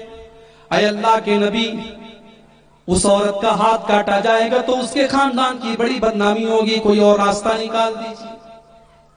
اللہ کے نبی کا چہرہ غصے سے لال ہو جاتا ہے اور آپ بڑے غصے میں فرماتے ہیں، اتشفع فی حد من حدود اللہ. اے اسامہ کیا تم اللہ کے قانون کو توڑنے کی بات کر رہے ہو؟ اے اسامہ کیا تم یہ چاہتے ہو کہ میں تمہارے کہنے سے اللہ کا قانون توڑ دوں؟ اس کے بعد آپ مسجد میں آتے ہیں، لوگوں کو اکٹھا کرتے ہیں اور آپ کہتے ہیں، او لوگوں کان کھول کر کے سن لو، تم سے پہلے کے لوگ اسی وجہ سے ہلاک کر دیے گئے، اسی وجہ سے برباد کر دیے گئے کہ جب کوئی بڑا آدمی کوئی گناہ کرتا تھا اس کو چھوڑ دیتے تھے، اور کوئی غریب آدمی، کوئی چھوٹا آدمی وہی گناہ کرتا تھا تو سزا دیتے تھے. اے لوگوں کان کھول کر کے سن لو، یہ عورت بہت بڑے خاندان کی عورت ہے، جس نے چوری کی ہے یہ تو بہت بڑے خاندان کی عورت ہے. واللہ لو ان فاطمہ بنت محمد سرقت لقطعت یدها، یہ تو بہت بڑے خاندان کی عورت فاطمہ ہے، اگر میری بیٹی فاطمہ بھی چوری کرتی تو میں اس کے بھی ہاتھ کاٹ دیتا. نا انصافی اللہ کو برداشت نہیں. بیٹا نافرمان ہو گیا، باپ نے لکھ دیا کہ میری جائیداد میں، میری پراپرٹی میں بیٹے کا کوئی حق نہیں. پنچایت نے بھی فیصلہ کر دیا کہ لڑکا بہت نافرمان ہے، باپ کی پراپرٹی میں کوئی حصہ نہیں. باپ کی پراپرٹی میں بیٹے کا حق ہے اور یہ حق اللہ نے دیا ہے. بیٹا جتنا بھی نافرمان ہو، باپ کو اس بات کا ادھیکار نہیں ہے کہ وہ اپنے بیٹے کو اپنی جائیداد سے عاق کر دے اور محروم کر دے. اگر کسی نے یہ ناانصافی کی ہے تو اللہ سے سچی توبہ کرے. نبی کے دور میں ایسا کیس بھی آیا تھا. ایک صحابی اللہ کے نبی کے پاس آئے، حضرت بشیر رضی اللہ تعالیٰ عنہ. اے اللہ کے نبی، میں اپنے ایک بیٹے نعمان کو اپنا ایک باغ دینا چاہتا ہوں، مشت کی ہے کہ میں اس پر آپ کو گواہ بنا دوں. اللہ کے نبی نے پوچھا، کیا اور بھی بچے ہیں تمہارے؟ کہا یا رسول اللہ اور بھی بچے ہیں. آپ نے پوچھا، کیا تم نے سب کو باغ دیا ہے؟ نہیں ہے اللہ کے نبی، میں نے سب کو نہیں دیا ہے. کہا جب سب کو نہیں دیا ہے تو ایک بیٹے کو تم دے رہے ہو اور چاہتے ہو کہ میں گواہی دوں؟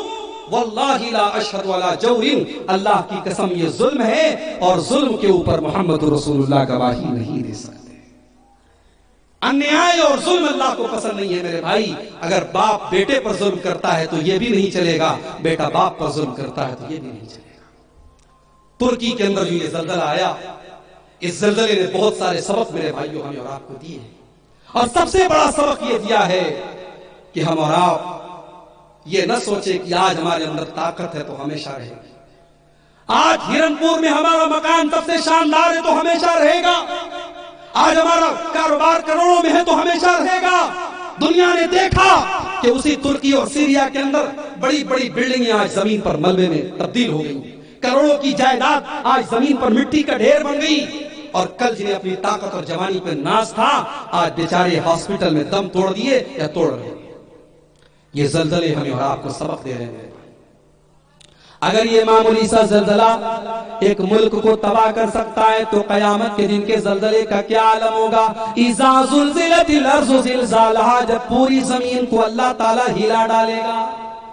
وَأَخْرَجَتِ الْأَرْضُ أَثْقَالَهَا، جب زمین اپنے سارے بوجھ نکال دے گی. وَقَالَ الْإِنسَانُ مَا لَهَا، انسان یہ کہے گا اس زمین کو کیا ہو گیا ہے. يَوْمَئِذٍ تُحَدِّثُ أَخْبَارَهَا، اور اس دن زمین بات کرے گی، زمین بتائے گی. ہرنپور کی سرزمین بولے گی، کمل گھاٹی کی سرزمین بولے گی، یہاں پہ جلسہ ہوا تھا، تقریر ہوئی تھی. جس سرزمین پر اچھا کام ہوا تھا وہ زمین بولے گی، جس زمین پر برا کام ہوا تھا وہ زمین بولے گی. زمین گواہی. جب ایک معمولی سا زلزلہ اتنی تباہی لا سکتا ہے تو قیامت کے دن کا زلزلہ کیسا آئے گا؟ وہ زلزلہ تو ایسا ہوگا. اللہ فرماتا ہے یا ایھا الناس اتقوا ربکم ان زلزلۃ الساعۃ شیء عظیم، اے لوگوں قیامت کے دن کا زلزلہ بڑا خطرناک ہوگا. یوم ترونھا تذہل کل مرضعۃ عما ارضعت، اس دن دودھ پلانے والی ماں کو اپنے بچے کا ہوش نہیں ہوگا. وتضع کل ذات حمل حملھا، پریگننٹ عورتوں کے حمل ساقط ہو جائیں گے. وتری الناس سکارا، اور لوگوں کے چہرے پر اتنا ڈر ہوگا، ایسا لگ رہا ہوگا کہ لوگ نشے کی حالت میں. وما هم بسکارا، لیکن کوئی نشے کی حالت میں نہیں ہوگا. ولکن عذاب اللہ شدید، اللہ کا عذاب بڑا دردناک ہوگا. زلزلہ چھوٹا موٹا زلزلہ تھا، ہزاروں لوگ مر گئے. قیامت کے دن کا زلزلہ کیسا ہوگا؟ ہم اللہ سے توبہ کریں، ہم اللہ کی بارگاہ میں رجوع کریں. اللہ کے نبی فرماتے ہیں جب تیز ہواؤں کو چلتا ہوا دیکھو فافزعوا الی ذکر اللہ، تو جلدی سے اللہ کی طرف بھاگو اور دوڑو اور اللہ کو یاد کرو. سورج گرہن لگتا ہے، چاند گرہن لگتا ہے. اللہ کے نبی فرماتے ہیں جب سورج گرہن لگے، چاند گرہن لگے تو جلدی سے مسجد میں جاؤ اور 2 رکعت نماز پڑھو، گرہن کی نماز پڑھو اور اللہ کو یاد کرو، اللہ کا ذکر کرو، صدقہ خیرات کرو. اسلام تو یہ تبلیغ کرتا ہے، اسلام تو یہ تعلیم دیتا ہے. ہمارے اور آپ کے لیے زلزلہ بھی ایک نیوز بن گیا، سماچار بن گیا. صاحب ٹھیک ہے ترکی میں زلزلہ آیا ہے، کیوں میرے بھائی؟ کیا ہم اور آپ دودھ کے دھلے ہیں؟ اگر ترکی اور سیریا میں زلزلہ آیا تو کیا بھارت میں نہیں آ سکتا؟ ہمارے اور آپ کے اوپر نہیں آ سکتا؟ موت سے کس کو رستگاری ہے؟ آج ان کی، کل ہماری باری ہے. اور ان زلزلوں میں بہت بڑے بڑے سبق ہمیں اور آپ کو ملے. ایک سبق یہ ملا، ایک ویڈیو میرے پاس کسی نے بھیجا، 7-8 سال کی معصوم بچی 3 دن تک ملبے میں دبی تھی. 3 دن کے بعد جب زندہ صحیح سلامت نکالی گئی اور ہوش میں آتی ہے تو ہوش میں آنے کے بعد پہلا سوال کرتی ہے کم من ایام ما صلیت فیہا، کتنے دن گزر گئے میں نے نماز نہیں پڑھی. 7-8 سال کی بچی کو فکر ہے کہ میری نماز کتنے ٹائم کی چھوٹی ہے. ہم تو آرام سے اپنے گھر میں اپنے پریوار کے ساتھ بیٹھے ہیں، رات بھر جلسہ سنتے ہیں اور صبح فجر کی نماز میں سوئے رہتے ہیں. ہم اللہ کو کیا جواب دیں گے میرے بھائی؟ نماز اذان ہوتی رہتی ہے، ہماری عورتیں میلے میں گھومتی رہتی ہیں، ہمارا نوجوان میلے میں گھومتا رہتا ہے، ہم اللہ کو کیا جواب دیں گے؟ اس 7 سال کی بچی نے ہمیں اور آپ کو یہ میسج دیا ہے کہ نماز چھوڑنے کا ہمارے پاس کوئی ایکسکیوز نہیں ہے، کوئی بہانہ نہیں ہے. ہم اللہ کے کوئی بہانہ نہیں کر سکتے. اور اسی لیے جب جہنمی جہنم میں جائیں گے اور جنتی جہنمیوں سے سوال کریں گے کہ اے جہنمیوں تم جہنم میں کیوں آئے، تو جہنمی پہلا جواب یہی دیں گے لم نکو من المصلین، ہم نماز نہیں پڑھتے تھے، ہم نمازی نہیں تھے. یاد رکھو میرے نوجوان ساتھی، آپ نماز کی پابندی کیجئے، بہت ساری چیزیں کنٹرول ہو جائیں گے. نظروں کا جو زنا کر رہا ہے موبائل دیکھ کر کے، جب رات میں وہ یہ سوچ کر کے سوئے گا کہ مجھے فجر کی نماز میں اٹھنا ہے تو وہ غلط کام نہیں کرے گا. نظروں کا زنا بند ہو جائے گا، ہاتھوں کے ذریعے غلط کام کرنا بند کر دے گا. یہ نماز خود اپنے آپ میں بہت ساری بے حیائی سے روکے گی، اور یہ اللہ کا وعدہ ہے ان الصلاۃ تنہی عن الفحشاء والمنکر، بے شک نماز بے حیائی اور برائی سے روکتی ہے. نماز کی پابندی کرو میرے بھائی. یہ سب سے پہلی چیز کلمہ پڑھنے کے بعد، اسلام میں آنے کے بعد سب سے پہلی چیز توحید کے بعد نماز ہے. اور خود بھی نماز پڑھو اور اپنے گھر کی عورتوں اور بچوں کو بھی نماز کا پابند کرو. حضرت عمر فاروق کا دور ہے. حضرت عمر فاروق اپنے گورنروں کو لیٹر لکھتے ہیں کہ او میرے گورنروں سن لو، سب سے پہلی چیز جو میرے نزدیک سب سے اہم چیز ہے وہ نماز ہے. جس کی نظر میں نماز کا معاملہ ہلکا ہے اس کے لیے پورا دین ہلکا ہے، اور جو نماز کی حفاظت کرے گا وہ پورے دین کی حفاظت کرے گا. اس لیے اے میرے گورنروں، تم نماز کی پابندی کرنا اور اپنے اپنے ایریا میں نماز کا خیال رکھنا. حضرت عمر کی شہادت کا واقعہ دیکھیے، فجر کی نماز پڑھا رہے ہیں اور ابو لولو نے حملہ کیا حضرت عمر کے پیٹ پر، حضرت عمر کے پیٹ سے خون کا فوارہ نکلا اور زمین پر گر پڑے، مگر جلدی سے عبد الرحمن بن عوف کو آگے بڑھایا اور انہوں نے فجر کی نماز جلدی جلدی پڑھا کے نماز پڑھائی۔ مسلمانوں کا خلیفہ مصلی پر پڑا تڑپ رہا ہے مگر نماز نہیں رکی ہے۔ میرے پیارے ساتھیوں، اتنی امپورٹنٹ چیز ہے نماز۔ اسی لیے اللہ کے نبی اپنی وفات کے پہلے اپنی امت کو یہ تعلیم دے کے جاتے ہیں، الصلاۃ الصلاۃ وما ملکت ایمانکم، اے میری امت کے لوگوں، نماز کی پابندی کرنا اور اپنے غلاموں اور نوکروں کا خیال رکھنا، نماز کے معاملے میں لاپرواہی مت کرنا۔ میرے بھائیوں، یہ زلزلے ہمیں اور آپ کو یہ میسج بھی دے رہے ہیں کہ اگر آج تک ہم نماز نہیں پڑھتے تو آج سے شروع کر لیں۔ جب جاگے تب سویرا ہے، ہم آج سے اپنے گناہوں سے توبہ کر لیں۔ زندگی اور موت کا کوئی بھروسہ نہیں ہے۔ اگر اس دنیا میں سب سے کنفرم کوئی چیز ہے جس کا یقین سب سے زیادہ ہے تو وہ موت ہے، اور جس چیز کی کوئی گارنٹی نہیں وہ زندگی ہے۔ اللہ کے نبی فرماتے ہیں اذا اصبحت فلا تنتظر المساء، جب صبح ہو جائے تو اس انتظار میں مت رہو کہ شام ہوگی، جب شام ہو جائے تو اس انتظار میں مت رہو کہ صبح ہوگی۔ زندگی کی کوئی گارنٹی نہیں ہے۔ زندگی کے جتنی سانسیں ہمیں ملی ہیں، کوشش کریں ان سانسوں کو اللہ کو راضی کرنے میں گزاریں۔ اللہ کو راضی کر لیں میرے بھائی، اور جو گناہ کے کام ہم کرتے تھے ان سے توبہ کر لیں۔ آئیے اللہ سے دعا کریں، اللہ تعالیٰ ہم سب کو سچی توبہ کرنے کی توفیق عطا فرمائے۔ اللہ ہمارے گناہوں کو معاف فرمائے۔ اللہ ہمارے نوجوانوں کی اصلاح فرمائے، جو ہمارے نوجوان غلط طریقے سے پیسے وغیرہ کما رہے ہیں۔